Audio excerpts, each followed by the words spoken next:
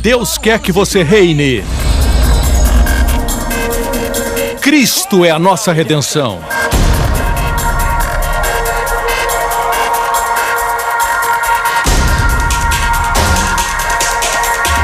Deus é justo e faz o pecador justo.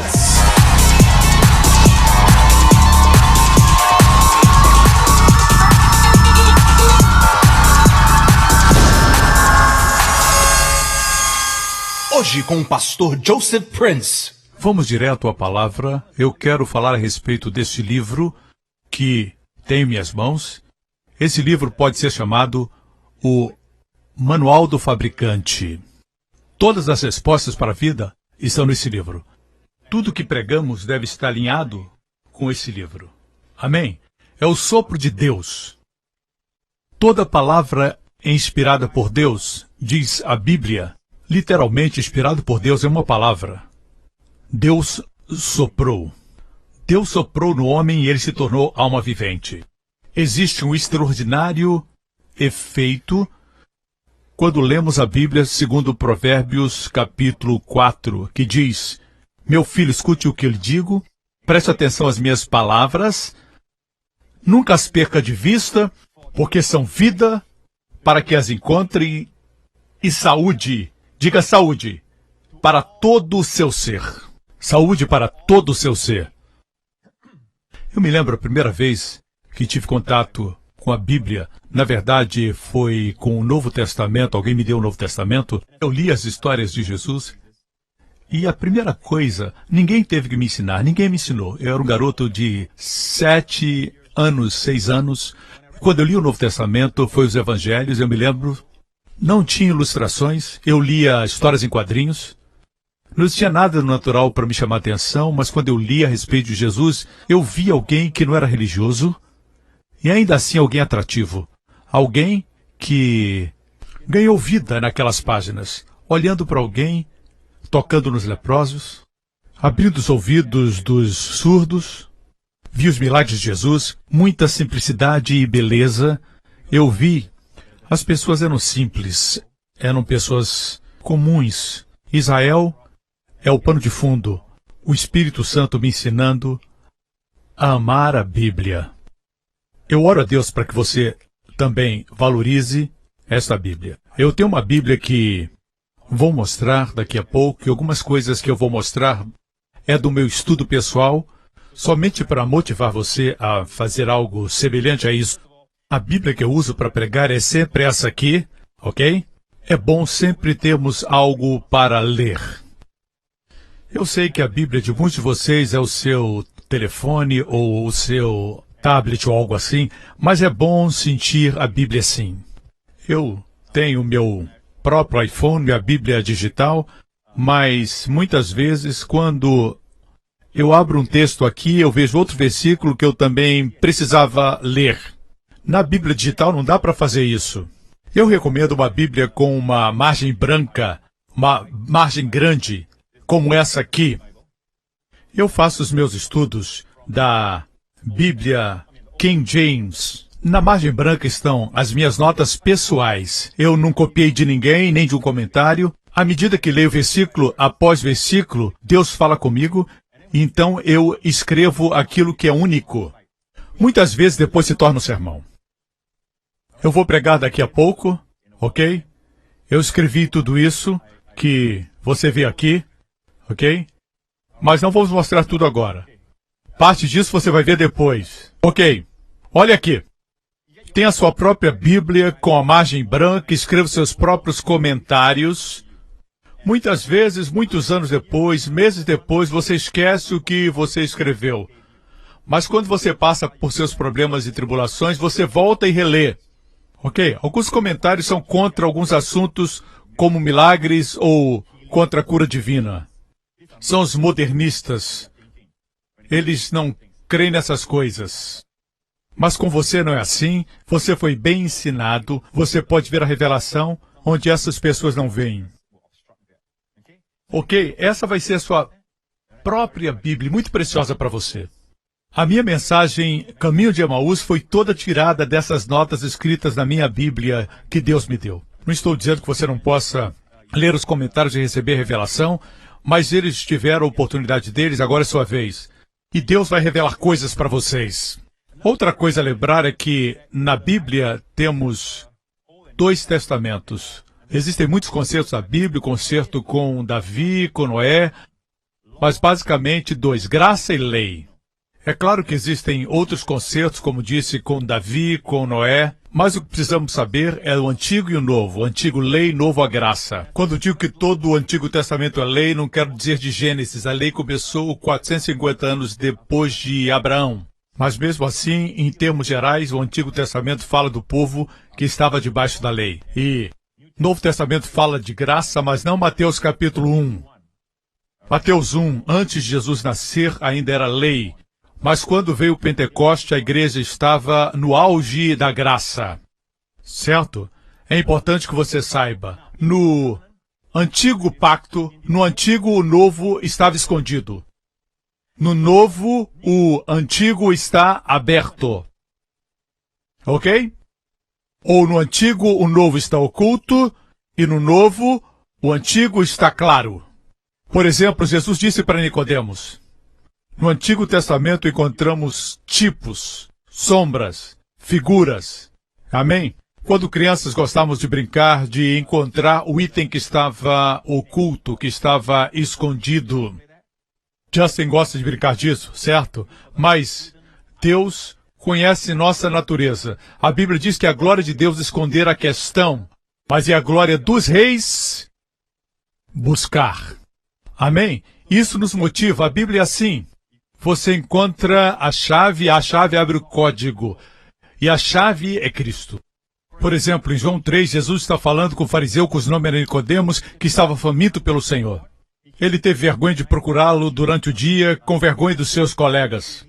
Assim ele veio à noite e disse, tu és mestre vindo de Deus, porque ninguém faz milagres como tu fazes. E Jesus disse, você precisa nascer de novo. Ele disse, como eu posso voltar ao ventre da minha mãe e nascer? Jesus disse, você é o mestre de Israel e não sabe isso?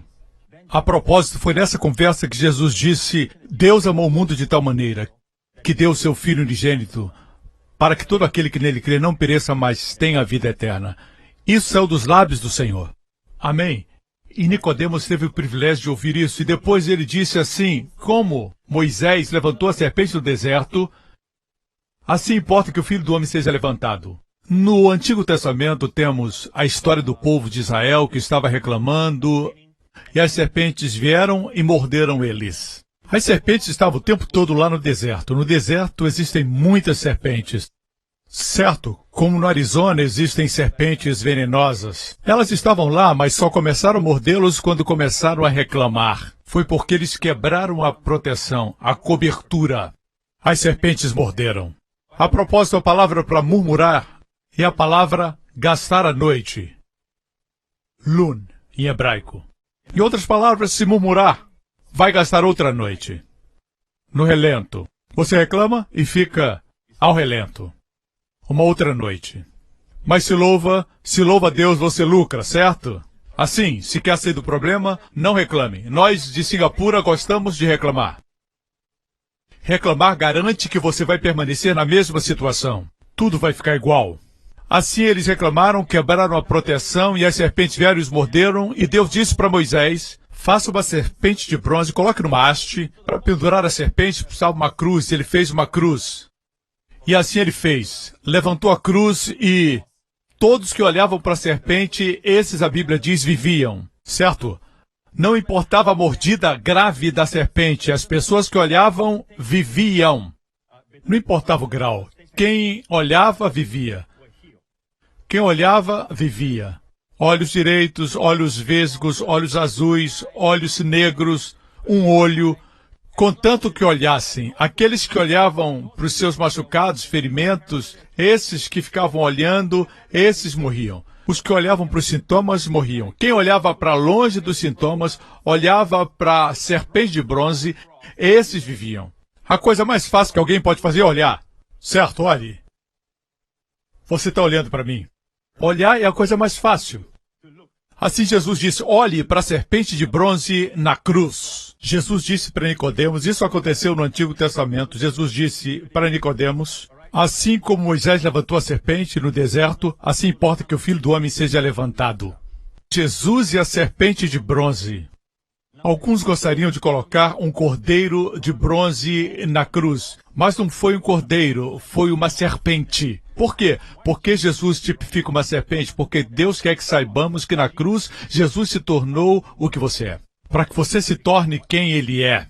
Em 2 Coríntios 5:21 diz, Deus tornou o pecado por nós aquele que não tinha pecado, para que nele nos tornássemos justiça de Deus. Amém? Nós vemos nossa enfermidade no seu corpo. E é aí que a sua enfermidade perde seu poder. Amém? E você morre. Ele não pode estar em dois lugares ao mesmo tempo. Na justiça de Deus existe a lei da dupla culpabilidade. Ninguém pode ser julgado pelo mesmo crime duas vezes. E toda enfermidade é resultado do pecado. Não do seu pecado pessoal, mas o pecado de Adão.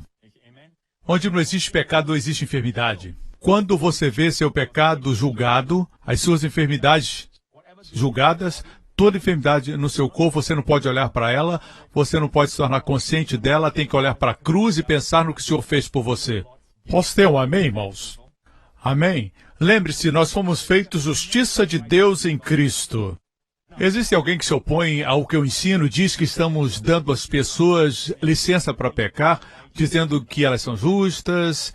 É como se, em todos os cultos, fazendo as pessoas serem mais conscientes do pecado, as fizessem mais santas. Eu não entendo esse tipo de raciocínio, porque esse não é um raciocínio do Novo Testamento. Não é o que os cristãos primitivos pensavam, não era o que o apóstolo Paulo ensinava e escreveu para nós. Eles tinham outra revelação. Você sabe o que Pedro disse na frente deles quando pregou? No livro de Atos, ele disse... Vocês negaram o santo, ele disse no rosto deles. E ele tinha negado Jesus alguns dias antes, certo? Mas ele estava tão livre da consciência de pecado que ele pôde dizer para eles, vocês negaram o santo, amém? Esse foi Pedro, aquele que negou Jesus. Eles eram tão livres da consciência de pecado que eles podiam pregar as boas novas. As boas novas da salvação. Como é que Jesus, que não cometeu o pecado, se tornou pecado? Ele recebeu o nosso pecado. Como nós, que não praticamos a justiça, nos tornamos justos? Nós recebemos a justiça dele. Quando Jesus recebeu o nosso pecado, Deus o puniu, Deus o julgou. Quando nós recebemos a justiça de Jesus, Deus nos abençoa, Deus nos favorece. Posso ter um amém? Jesus não merecia se tornar pecado, eu e você não merecemos ser justos, mas ele se tornou pecado e nós nos tornamos justos. Provérbios 17:15 nos diz, o que justifica o ímpio e o que condena o justo, tanto um como o outro são abomináveis ao Senhor. Assim, lembre-se que qualquer que condena o justo é uma abominação. Abominação é uma palavra mais dura do que o pecado. É o pior pecado, a abominação. Agora, e quando você se autocondena? Você foi feito a justiça de Deus em Cristo? Quando você se autocondena, está condenando o justo. É por isso que as coisas não funcionam. Quando você está em autocondenação, parece que as suas orações não são respondidas. Parece que houve um curto. E as suas orações não são respondidas, não quer dizer que você seja uma pessoa má, que tenha motivos escondidos, ou esteja vivendo uma vida de pecado. Simplesmente você não está acreditando no que Deus fez por você. Aconteceu uma mudança e você não percebeu. Você está tentando, você está dizendo, eu sou um pecador, quando Deus diz que você é justo. No passado você era um pecador. A primeira parte diz, o que justifica o ímpio. Todos nós éramos pecadores, todos nós. Nós muitas vezes olhamos para os pecados piores, para a prostituta, por aquela mulher da noite, ou por alguém que está vivendo uma vida sem sentido, mas muitos de nós, quando estamos tendo pensamentos pornográficos, pecamos do mesmo jeito, somos iguais aos outros. Para Deus, somos todos pecadores. Alguns sabem esconder, outros não, mas todos nós somos pecadores, todos somos maus. Todos nós tentamos nos justificar, nos auto-justificar. E a gente fala, eu fiz isso, eu fiz aquilo muito bem, eu faço isso bem, mas no fim todos nós estamos tentando justificar o ímpio. A única forma é dizer, eu sou um pecador, e Deus vai dizer, não tem problema, meu filho é um salvador de pecadores. Posso ter um amém? Certo? Se você disser que é justo, ele vai vir e dizer para você, eu não vim para você. Eu vim para os pecadores, certo? Mas, agora que você é salvo, você não é mais um pecador e se você se condenar, você estará cometendo o mesmo pecado de antes. E isso é hipocrisia. O diabo quer que você pense assim, se você disser como a Bíblia diz, que você é a justiça de Deus em Cristo, você estará sendo uma pessoa hipócrita, porque você sabe o que você fez ontem, você sabe dos seus sentimentos, das suas experiências, você não é justo. Hoje você tinha esses pensamentos na sua mente. Você não é justo. É por isso que essa justiça é pela fé, diz a palavra de Deus. Ninguém vê tão bem como Deus. E Deus vê você uma pessoa justa. Se Deus o declara justo, quem é que pode dizer o contrário? Posso ter um amém? Quando persistimos em nos autocondenar, as coisas não funcionam porque isso é uma abominação. Amém? O mesmo acontece com os outros. Você está condenando outros cristãos? Mas, pastor Prince, ele fez isso, ele fez. Eu sei que ele fez. Mas a declaração de justiça não tem nada a ver com as nossas ações. Não depende das suas obras, sejam elas boas ou mais. Depende da obra de Cristo. Posso ter um amém? Quando você condena o seu irmão, a sua irmã, é abominação ao Senhor. Amém? Me acompanha até aqui? Houve uma mudança, irmãos. E esse é o verdadeiro cristianismo. No livro de Hebreus, no capítulo 10, diz assim, porque tendo a lei a sombra dos bens futuros e não a imagem exata das coisas, nunca pelos mesmos sacrifícios que continuamente se oferecem cada ano no Yom Kippur, os judeus celebravam e ainda celebram até hoje. Hoje não celebram do mesmo jeito, porque não tem mais o templo, os animais do sacrifício, mas todos os anos, no tempo de Moisés, eles ofereciam ao Senhor um touro, no dia do Yom Kippur, que é o dia da expiação. Todos os dias eles cobriam seus pecados todo ano até o dia em que vem Jesus e João Batista diz, eis o Cordeiro de Deus que tira o pecado do mundo. Tira o pecado do mundo. O sangue de touro somente cobria. Era o sangue fraco que somente cobria, como um cartão Visa, que não é dinheiro de verdade, só serve para pagar por um momento, até que Jesus veio. Quando Jesus veio o pagamento total. Posso ter um amém? Mas todos os anos, pelos mesmos sacrifícios que continuamente se oferecem cada ano, pode aperfeiçoar os que eles se chegam. Essa perfeição tem a ver com a consciência, não é comportamento, não é conduta e não são ações. O capítulo anterior fala a respeito da consciência perfeita. Deixe-me explicar. Digamos que eu pedi dinheiro emprestado. Pedi emprestado do pastor Gabriel, que acabou de fazer os anúncios. Eu devo, digamos, $10.000. Eu prometi pagar no mês de abril, o mês de abril chega e eu não pago. Eu então tento evitá-lo. Não porque eu odeie ou porque tenho algum outro problema com ele, mas porque eu tenho a consciência da dívida na minha mente. Quanto mais isso vejo, mais eu tenho consciência da minha dívida. Essa é a história da humanidade. Os homens querem tirar Deus de suas mentes por isso, porque a consciência não mente, a consciência está lá. Mesmo que você tenha tentado tirar com a bebida, com as drogas, ela sempre está presente, não tem como fugir dela. Amém? Quando Adão comeu do fruto da árvore do conhecimento do bem e do mal, ali estava a consciência. Amém? Você não consegue fugir da consciência. Você pode tentar afogar, esconder, mas ainda está lá. Você não tem como fugir. Ela diz o que está certo e o que está errado. Amém? Assim sendo, o homem tenta se esconder de Deus e evitá-lo por causa da sua consciência. Mas se alguém viesse a mim e dissesse que a minha dívida foi paga, alguém pagou não $10.000, mas pagou para o pastor Gabriel $1 milhão por minha dívida. Agora o pastor Gabriel lucrou por causa de mim. A próxima vez que eu encontrá-lo, eu vou ter dívida na minha consciência? Claro que não. Eu vou dizer, ô querido, como você está? Tá tudo bem? Eu não vou ter mais medo dele. Da mesma forma, Jesus pagou mais pelo valor dele. É como se fosse o pagamento de uma dívida de 10 mil por 1 milhão. Amém? Por isso que a Bíblia diz que nós temos muito mais na nossa vida cristã, pelo que Cristo fez por nós. Amém? Glória a Deus! Mas tudo depende do mensageiro. Como ele traz a mensagem. Se ele faz de forma clara, de forma completa, que ele traz a mensagem. Isso é vital. Não é como alguém dizendo, alguém pagou a sua dívida, um dinheiro que o senhor devia para o irmão Gabriel, alguma coisa. Infelizmente é assim que muitos pregadores apresentam o evangelho. Ah, você foi perdoado, mas não foi bem perdoado. Você está salvo, mas talvez você não seja salvo.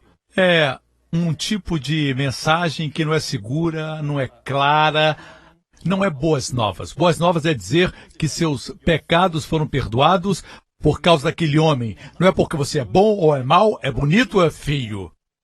Não olhe para o lado, é só força de expressão. Dizem que é a Trindade Oriental, dizem que é a Trindade Oriental, o bom, o mau e o feio. De qualquer forma, irmãos, Deus quer que vocês saibam que não existe nada contra vocês. Podem vir para casa, Jesus pagou o preço. Posso ter um amém, irmãos? Agora que vocês são justos pelo que Jesus fez, e não por causa de vocês, certo? Quando você é pecador, nada que você faz pode fazer você bom. Porque quando você soma, o peso do seu mal é maior. Sua essência é má. Quando você nasce de novo, você é a justiça de Deus em Cristo. Você pode errar, mas isso não define você. Eu disse, não define você. Você continua sendo a justiça de Deus em Cristo. Amém? Amém! A borboleta era um lagarto que renasceu. Amém? Certo? É uma borboleta. Ela pode cair no meio dos gongolos, do lixo. Ela não volta a ser, ou se torna um lagarto, ou um gongolo de lixo, porque caiu lá. Continua sendo uma borboleta. Você entendeu? Uma barra de ouro é uma barra de ouro. Seu valor é de uma barra de ouro. Mesmo quando é jogada no lixo, ela continua tendo o seu valor de uma barra de ouro. Assim Deus vê você.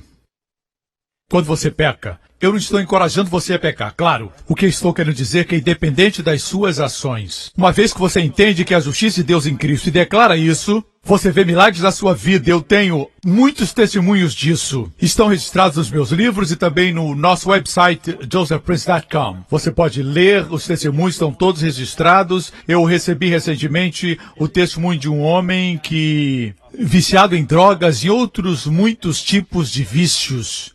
Ele lista alguns desses vícios e ele tentou se libertar e não conseguiu. Ele leu um dos meus livros e começou a declarar, eu sou a justiça de Deus em Cristo. Sua confissão estava alinhada com aquilo que ele cria e ele disse no princípio ficou pior, mas um dia o seu estoque de drogas acabou. Um dia ele disse, o que é isso? Ei, eu não tenho crise de abstinência. Deus tinha o libertado e ele nem sabia disso. Agora, ele diz que está compartilhando a mensagem com as pessoas que conhecem. Alguns têm testemunhado que, apesar de estarem vendo pornografia, eles confessavam, eu sou a justiça de Deus em Cristo. E sabe o que está acontecendo? Muitos estão sendo libertos desse vício. Pastores e líderes têm tentado formas de libertar as pessoas desse vício, dessa escravidão, porque muitos homens estão presos nessa escravidão. É um vício. Não diga que pode deixar a hora que quiser. Muitos fumam e dizem, eu posso parar a hora que eu quiser, mas não podem. Mas a melhor forma, a única forma de se libertar é reconhecer que você não pode, mas Deus pode.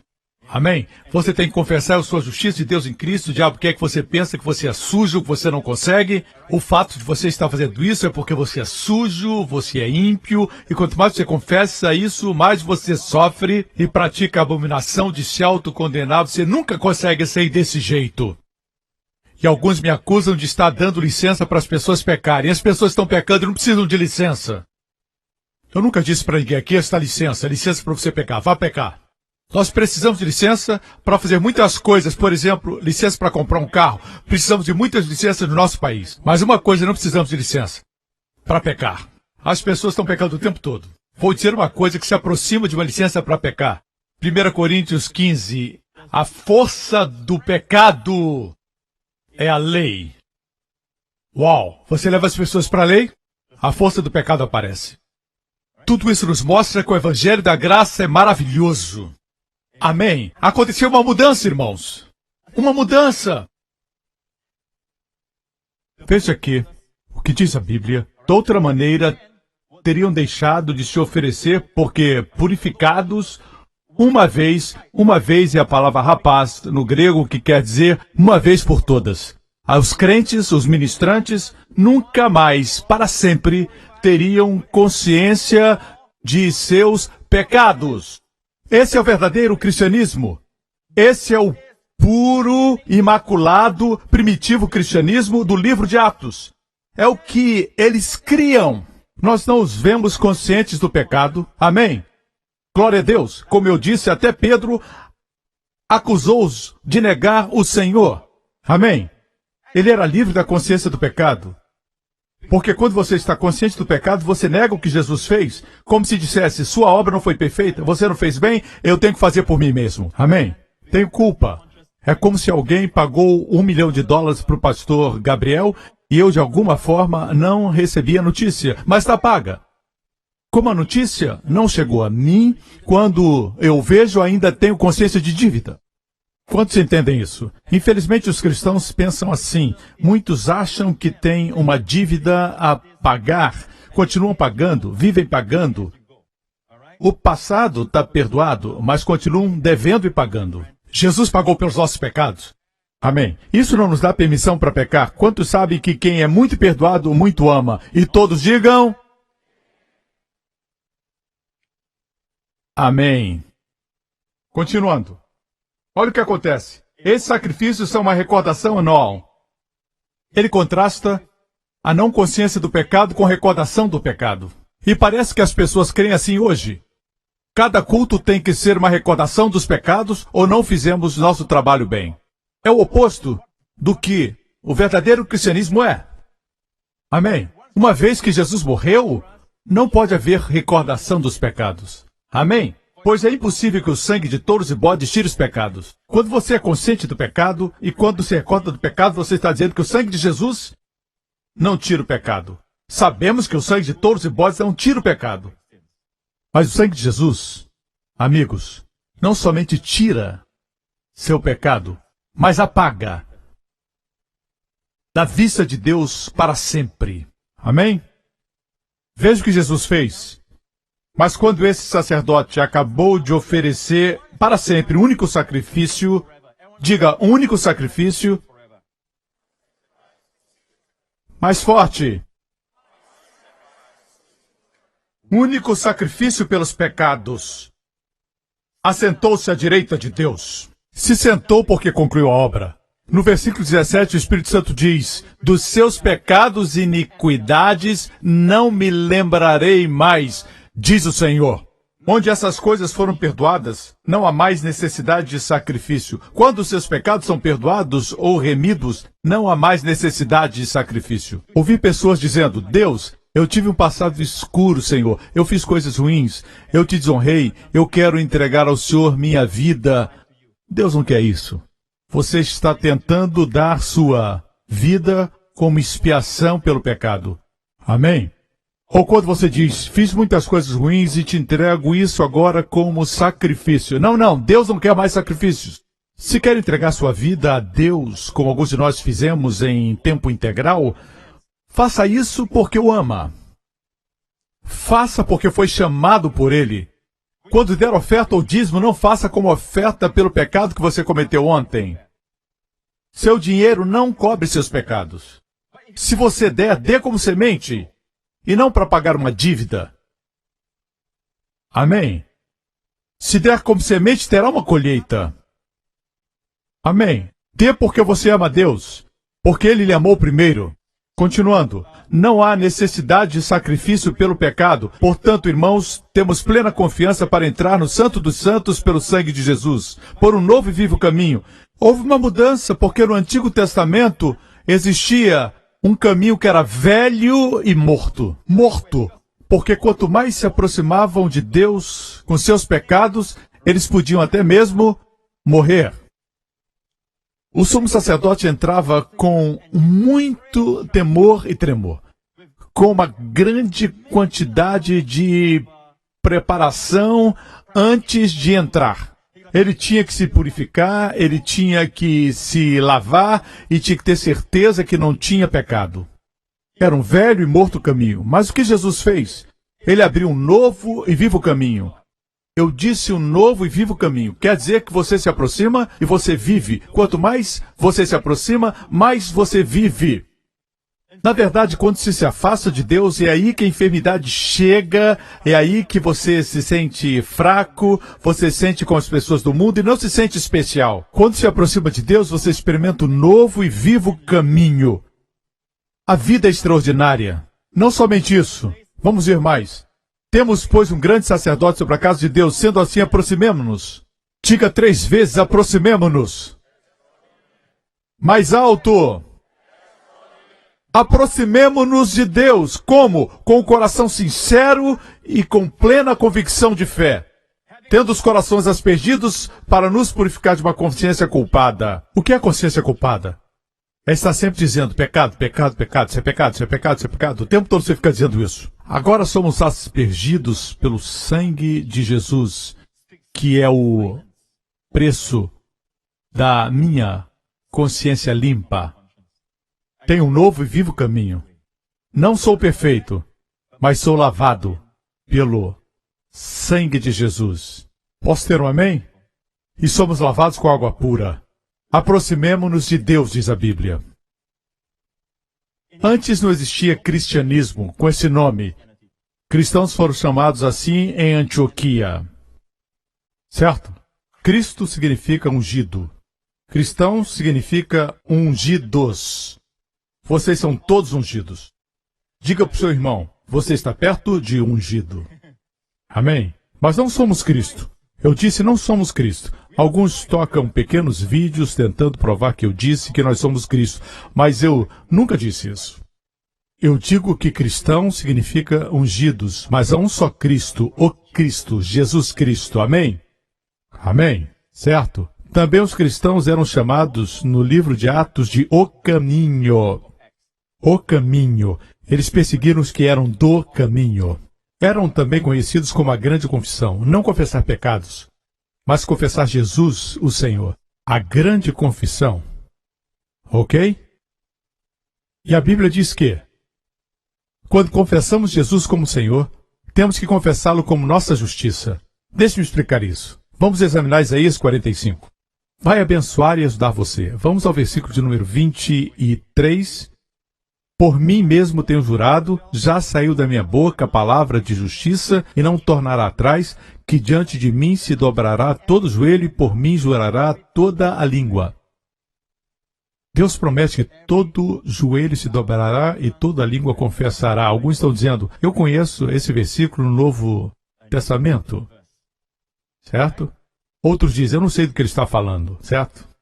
Versículo 24 diz, de mim se dirá, deveras no Senhor há justiça e força. Isaías, que viveu 600 anos antes de Cristo, anteviu que nós diríamos assim, deveras no Senhor há justiça e força. Continua, até ele virão, mas serão envergonhados todos os que se indignarem contra ele. Mas no Senhor será justificado e se gloriará toda a descendência de Israel. Estão vendo, irmãos? Ser justificado antecede a glória. O que nos espera é a glória. Estamos a caminho da glória. Amém. O brilho, bendito seja o Senhor, da glória de Deus. Amém. Temos que crer que somos justos. O que Cristo fez por nós, nós declaramos. Não fazer isso é abominação. Posso ter um amém? Veja isso. Veja no Novo Testamento, Filipenses 2, para que ao nome de Jesus se dobre todo o joelho. Vamos comparar os dois versículos. Por favor, vamos comparar. Isaías 45 à esquerda, Filipenses 2 à direita. Isaías 45. Diante de mim se dobrará todo o joelho e por mim jurará toda a língua. Filipenses 2 diz, para que ao nome de Jesus se dobre todo o joelho dos que estão nos céus, da terra e debaixo da terra. E o texto continua, e toda a língua confesse que Jesus Cristo é o Senhor para a glória de Deus Pai. Todos ouvimos isso, certo? Jesus é Senhor. O que é isso? Jesus é Senhor. O que significa isso?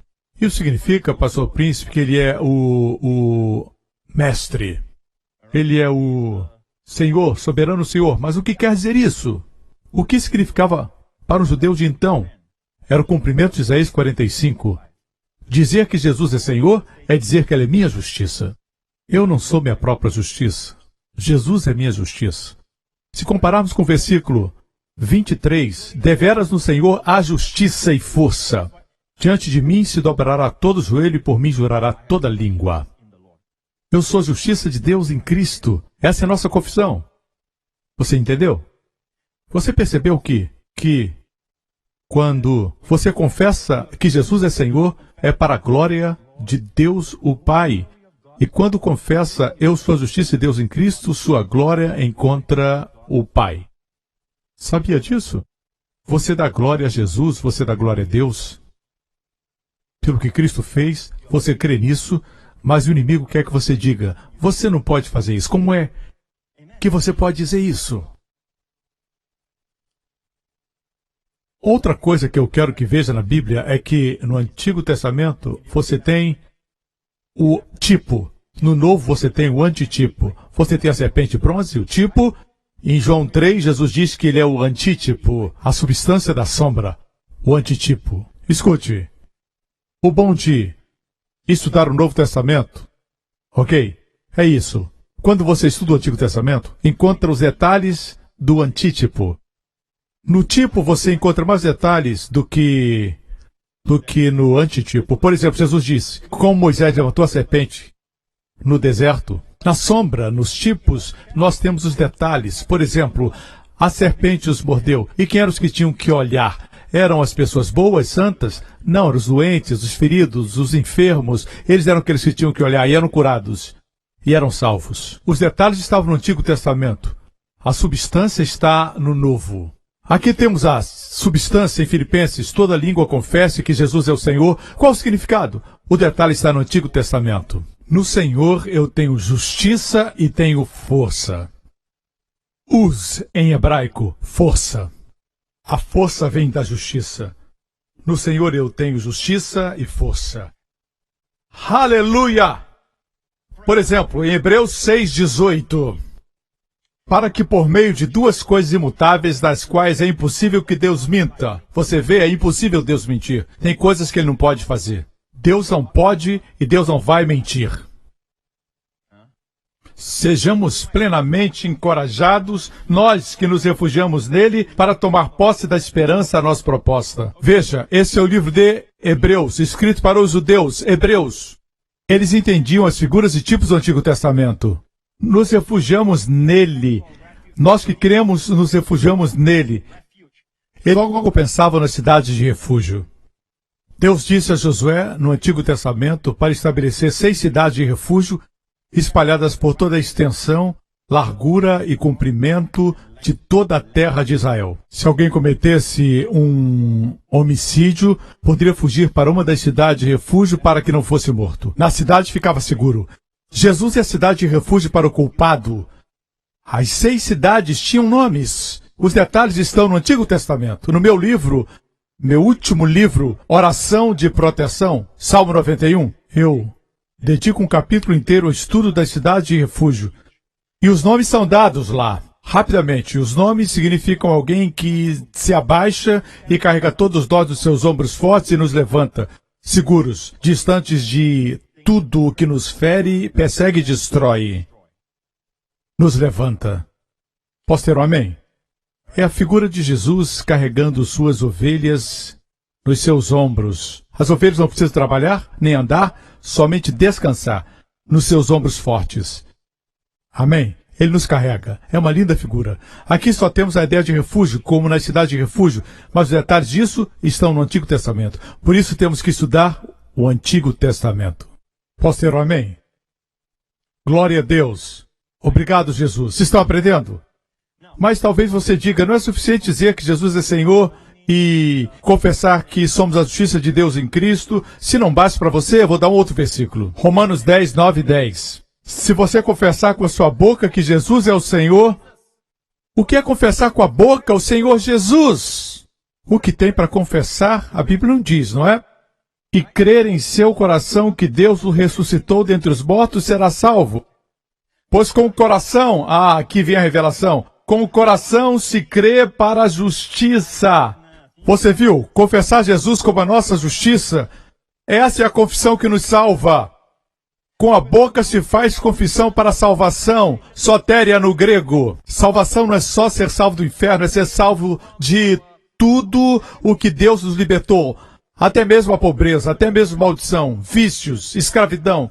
Salvação é plenitude, saúde, preservação, prosperidade. É uma palavra totalmente inclusiva. Assim confessamos que somos a justiça de Deus em Cristo, com nosso coração cremos que somos justos e com nossa boca fazemos confissão para a salvação. A salvação é tão fácil. Não tem que escalar uma montanha. Não tem que nadar um oceano profundo. Não tem que se autoflagelar. Não tem que passar fome. Não tem que se cortar. Está na sua boca e no seu coração. Confesse que Jesus é a sua justiça e você será salvo. Amém? Assim espero que tenha entendido que estamos no caminho certo porque houve uma mudança. Deus diz aproximemo-nos e as pessoas se afastam. Obviamente o conceito que tem de Deus está misturado. Deus perdoou? Mas nem tudo está perdoado. Você é salvo? Sim, mas se fizer algo errado ainda vai para o inferno. Certo? É como se dissesse para o meu filho, eu te amo para sempre, mas se fizer alguma coisa errada, eu não vou te amar mais. Não traz segurança. É por isso que somente segurança eterna e alegria podem coexistir. Onde não existe segurança, não existe alegria e nem paz. Assim, deixe para lá essa miserável doutrina de que você pode perder sua salvação. Não importa quem ensina isso. Não é digna do sangue de Jesus. É um ensinamento perigoso. Jesus disse, não pereça. Dizer que o sangue de Jesus salva hoje e você se perde amanhã é diminuir e denegrir o sangue de Jesus e trazer ao nível do sangue de touros e bodes. Isso é abominação. Ok. Glória a Deus, pastor Prince, glória a Deus. Ok. Porque a Bíblia diz, quem nele crer não será envergonhado. Se você perguntar a alguém que coloca esse versículo fora do contexto, você crê nele, você nunca vai ser envergonhado. Você crê? É claro. Você crê em quê? No Cristo histórico. Creio que ele esteve na Terra. Isso é crer? Eu creio que Jesus viveu na Terra. Isso é crer. Creio que Jesus foi um bom homem. Isso é crer. A propósito, aqueles que dizem que Jesus é um bom homem, mas não é Deus, isso é uma contradição. Jesus afirmou ser divindade. Ele disse ser o único caminho. Ele disse muitas coisas. Ou ele é quem ele diz que é, ou é o maior mentiroso da história. Não acredito que ele era mentiroso. Era um bom homem. Um bom homem não diz mentiras. Ou ele é quem ele disse ser, ou ele é um grande mentiroso. Amém? Então, quem é Jesus? Ele é Deus. Amém? Encarnado. Nenhum outro sangue pode salvar. Pensar que ele deixou sua glória e desceu, o único que escolheu onde nascer, ele escolheu nascer numa família pobre. Alguns dizem, não, ele era próspero, mas eu creio que Deus prospera o seu povo, mas nesse caso ele escolheu nascer nessa família pobre, família humilde de Belém. Podia ter escolhido um palácio em Jerusalém, mas escolheu Belém. Eu acho isso muito lindo, saber que ele se sentou onde nós nos sentamos. A Bíblia diz, todo aquele que nele confia, confia em quê? Que ele é Senhor e que ele é a nossa justiça. Esses serão aqueles que não serão envergonhados. Por quê? Porque a justiça não é sua. Se disser, eu fiz isso, eu fiz aquilo, o diabo vai dizer, você fez isso ontem, fez isso semana passada, bem, você é envergonhado. Você diz, não tenho feito isso, não tenho feito aquilo, o diabo diz, mas fez isso, pronto, você é envergonhado. Quando você diz, Jesus é minha justiça, ele tem que brigar com Jesus. E ele não pode. Não será envergonhado. Essa é a única explicação para o versículo 11. Quem confia nele jamais será envergonhado. Ok? Glória a Deus. Estão aprendendo? Aproximemo-nos. Não tenha medo. Precisamos da ajuda de Deus. No mundo em que vivemos hoje, muitos têm medo de se aproximar. Pergunte a você mesmo. Diga, Joseph Prince, por que você tem medo? Você acredita lá no fundo que seus pecados, alguns não são perdoados? Qual o sistema de crenças que você se firma?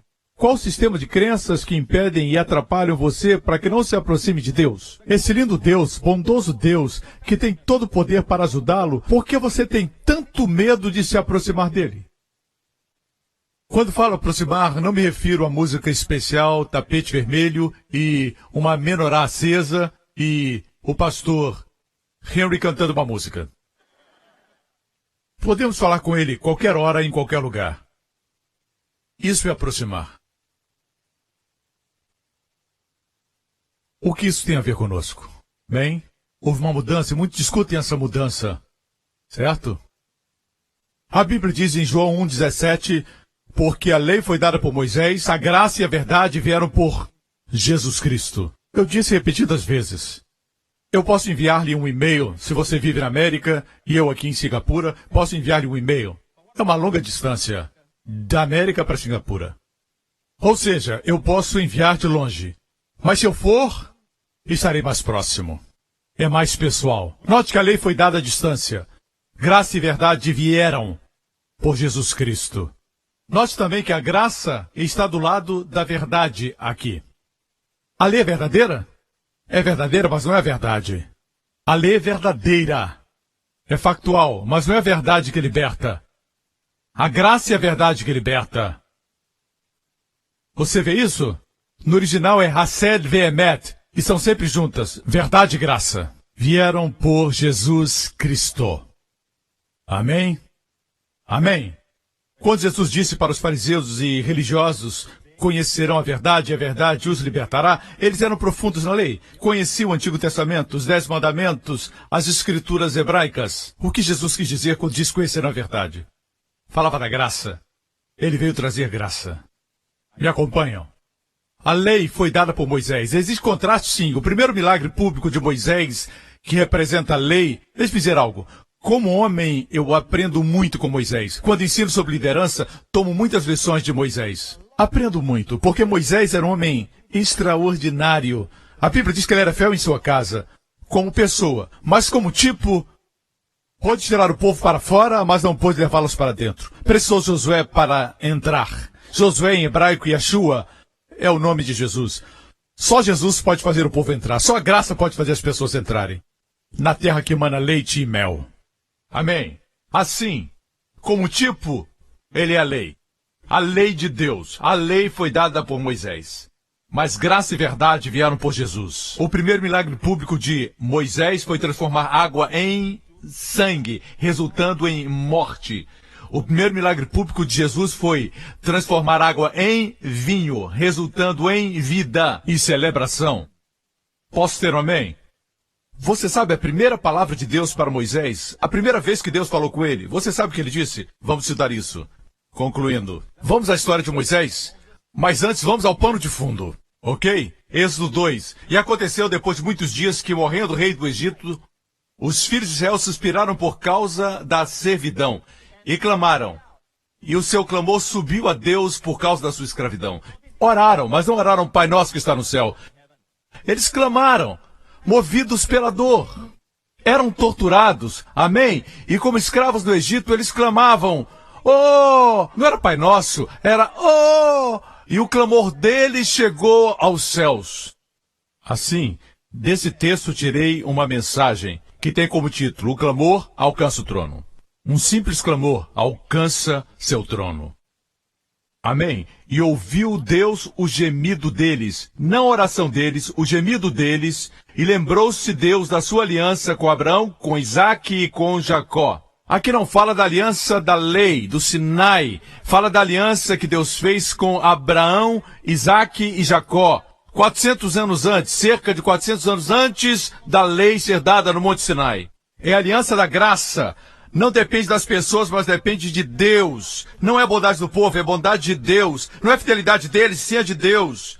E a forma de ativar a aliança é simples. É só gemer e Deus lembra o conserto. Se fosse por merecimento, eles jamais teriam. Simplesmente gemeram. Agora mesmo existem pessoas que estão sendo curadas. Pessoas estão sendo curadas Não precisa esperar para ficar de pé. Às vezes a gente espera um processo, ficar de pé. Alguns de vocês entraram sentindo dor. Pode procurar agora que ela subiu. Alguns acordaram com uma forte dor de cabeça. Ela se foi. Alguns tinham febre e não tem mais. Veja, não precisa levantar. Cheque seu corpo e veja se você foi curado. Se não sente mais nada, balance as mãos assim em todo esse auditório. Faça assim e dê glória a Deus. Balance os braços. Continue. Olha isso. Veja. Continue balançando as mãos, glorificando a Deus. Aqueles que estão nas galerias também. Não tem mais sintomas. Não sente mais dor. Dê glória a Deus. Levante as mãos. Continue balançando seus braços. Vocês estão lá em cima da galeria, eu posso ver. Glória a Deus. Você viu? Nós não paramos por orar, mas Deus ouviu o seu gemido. Por isso digo, sempre que vem e a palavra de Deus é pregada, o Espírito confirma aí no banco. Deus confirma aí na sua casa. Quando está exercitando e ouvindo a pregação, é curado. Pare de esperar pela cura. Espere que se manifeste a qualquer momento. Amém? Amém, irmãos? Às vezes peço que fique de pé e receba a palavra da revelação pelo Espírito, mas às vezes temos que entrar no fluir da palavra. Certo? Veja mais uma vez as pessoas que foram curadas. Todos aqueles que foram curados, que não sentem mais os sintomas nem a dor que tinham antes de chegar aqui, façam assim com o braço. Mais uma vez, bem forte. Câmeras, vejam essas pessoas, olhem para o redor e vejam as pessoas que foram curadas. Dê a Jesus a glória e o louvor. Amém? Glória a Deus. Aleluia. Amém. Eu demonstrei que Moisés representa a lei. Ok? Concluindo. Representa a lei. Mas existe algo que eu vou mostrar. Mostre a minha Bíblia. Essa é a revelação que vou compartilhar agora com você. Tudo que estou pregando eu recebi do Senhor e vou compartilhar com você. Mas antes disso, vamos ao texto. E ouviu Deus o seu gemido e lembrou-se Deus da sua aliança com Abraão, com Isaque. Eu sinto que alguém está sendo curado agora. Existe alguém que, enquanto eu falei, você disse, eu gostaria de ser curado do meu câncer, está dissolvendo e morrendo. Enquanto eu falo, você gemeu e o Senhor escutou o seu gemido. Esse é o final do seu câncer. Em nome de Jesus, escreva para nós, nos dizendo o que aconteceu. Escreva para nós. Alguém recebeu um claro milagre de cura de câncer. Vá ao seu médico e ele vai se certificar disso, em nome de Jesus. E ouviu Deus seu gemido. No hebraico está muito claro. Deus ouviu o Aleph Tav, seu concerto. Deus se lembrou da aliança com Jesus, o seu filho. Amém? E com Abraão, com Isaque e com Jacó. Agora, continuemos. E viu Deus os filhos de Israel. Aqui mais uma vez, Aleph Tav aparece. No hebraico, Deus olhou Aleph Tav, a assinatura de Jesus, e atentou para eles. Eu gosto de outra versão que diz, e Deus os conheceu, apesar de eles serem escravos, não terem uma oração apropriada, somente gemeram, Deus reconheceu e atentou para eles. A única forma de ativar um concerto incondicional é abrindo seus lábios, mesmo que seja para gemer. Alguns são tão fortes. Machomichi!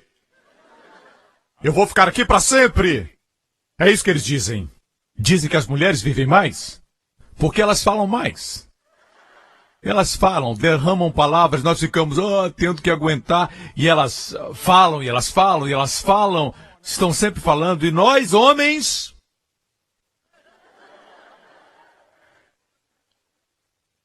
Homens, temos que falar, compartilhar, nos abrir. Mas eu sou baixo, mas abre o coração para Jesus. Veja, Davi, nos Salmos fala com Deus sobre tudo. Ele diz, Deus, eu odeio essas pessoas, falando dos seus inimigos. Quero que quebre o dente deles. Mas tu és minha salvação. Senhor, eu preciso, eu estou com medo. Senhor, tu estás, Senhor.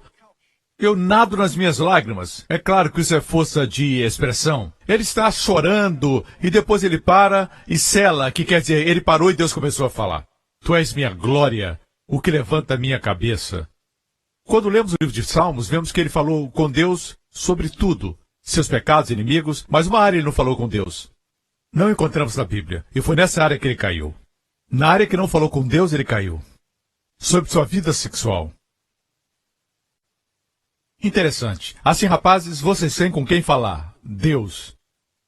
Algumas vezes temos que sair e dizer, Deus, eu Estou preocupado com isso, estou preocupado com aquilo. E conte para Deus suas questões.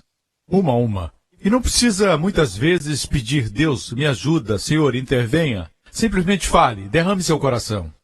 E declare, eu sei, que tudo vai estar bem. Eu fiz isso e posso comprovar. Tudo que você precisa fazer é abrir seu coração para Deus. Salvação se recebe abrindo a boca. Eles receberam ajuda de Deus e a salvação foi conquistada com gemidos. Ok? Assim, o que Deus fez e como foram ajudados. Isso está em Êxodo 3. Ora, Moisés estava apacentando o rebanho de Jetro, seu sogro, sacerdote de Midian, e levou o rebanho para trás do deserto e chegou a Horebe, o monte de Deus. Assim que Deus ouviu o clamor deles, Deus atentou e pensou em Moisés. Em outras palavras, quando Deus quer libertar você, quando Deus quer ajudar você, Ele manda uma pessoa. Sabia? No passado, Deus viu seu coração solitário e mandou uma esposa. Hoje, alguns estão dizendo, manda outra. Desculpa. Não é bom que o homem esteja só, mas alguns homens acham bom tirar um tempo sozinhos. Sós. Perguntaram a um homem, há algum tempo, ele era idoso, quase 100 anos, com sua esposa, eram casados, estavam juntos há muito tempo, e perguntaram qual o segredo do sucesso no casamento. O homem disse, bem, nós decidimos que, sempre que tivermos um conflito, um de nós vai dar uma volta, lá fora, e se acalma. Então o segredo do nosso sucesso no casamento é que eu vivo do lado de fora. De qualquer forma, quando Deus quer abençoar, Ele manda alguém. Quando alguém está morrendo, no leito de morte, você quase não escuta dizerem, poxa, não devia ter pedido aquele negócio. Se eu tivesse ligado antes para aquela pessoa, eu teria feito um negócio de $1 milhão. Ninguém pensa em negócios. Ninguém fala da carreira. O que dizem, se arrependem, é, eu devia ter gastado mais tempo com os meus filhos. Ou eu devia ter gastado mais tempo com o meu cônjuge. O que importa são pessoas. Quando Deus deu dons à igreja, Deus deu apóstolos, profetas, evangelistas, pastores, mestres, pessoas. O diabo é um imitador. Quando ele quer amaldiçoar você, quer fazer você tropeçar, ele usa pessoas. Homens, isso aconteceu com Sansão. Sempre tem uma Dalila para um Sansão. Certo? O diabo também envia pessoas. Temos que vigiar e discernir quem são as pessoas que Deus enviou. Amém? Cuidado com pessoas que esvaziam você. Certo? Se estão sempre desgastando você, evite-os. Amém? Procure amigos que renovam você. Amém? Assim, Deus ouviu o gemido e enviou uma pessoa. Ele estava no deserto. Não é incrível que Deus nos encontre em qualquer lugar? Quando o profeta Samuel veio ungir um rei entre os filhos de Jessé, certo? Davi estava no campo. Os outros estavam em casa. Ninguém foi chamá-lo. Mas o profeta disse, não. Esse não é o escolhido. É outro. Oh, disse o pai. Tem um outro que está lá no campo. Imagine se fosse você. E Davi veio. Ele era ruivo e bonito. Ele foi ungido com óleo e se tornou o próximo rei. Deus sabe, mesmo quando você diz, eu estou ensinando a classe de escola dominical, eu estou em outro país, cuidando dos pobres, Deus sabe onde te encontrar. Deus encontrou Moisés no deserto. Continuemos aqui no texto. Eu estou tirando as minhas anotações. Estou dando uma palhinha para você. Versículo 2. E apareceu-lhe o anjo do Senhor em uma chama de fogo do meio de uma sarça. O anjo do Senhor, como disse, sempre aponta para Jesus antes de vir como homem. Sua aparição antes da encarnação. Anjo nem sempre é um anjo de asas. O anjo do Senhor, essa expressão completa, sempre se refere à aparição de Cristo antes da encarnação. A palavra anjo quer dizer mensageiro. Jesus apareceu numa chama de fogo no meio. Quando estudei isso, o Senhor me mostrou o meio e mostrou que Jesus sempre está no centro. Quando aparece, ele aparece sempre no centro. Onde 2 ou 3 estiverem reunidos em meu nome, eu estou no meio deles. Crucificaram Jesus entre 2 ladrões. Ele apareceu, depois de ressuscitar, no cenáculo, no meio deles. No livro de Apocalipse, João ouviu uma voz e se virou para ver e viu um cordeiro no meio do trono. Quando você coloca Jesus no centro da sua vida, mesmo que esteja numa sarça ardente, queima, amém? Mas não consome você. E apareceu o anjo do Senhor numa chama de fogo no meio de uma sarça, e olhou, e eis que a sarça ardia no fogo, e a sarça não se consumia. A sarça, no natural, quanto à aparência, era natural. Uma sarça sujeita a queimar.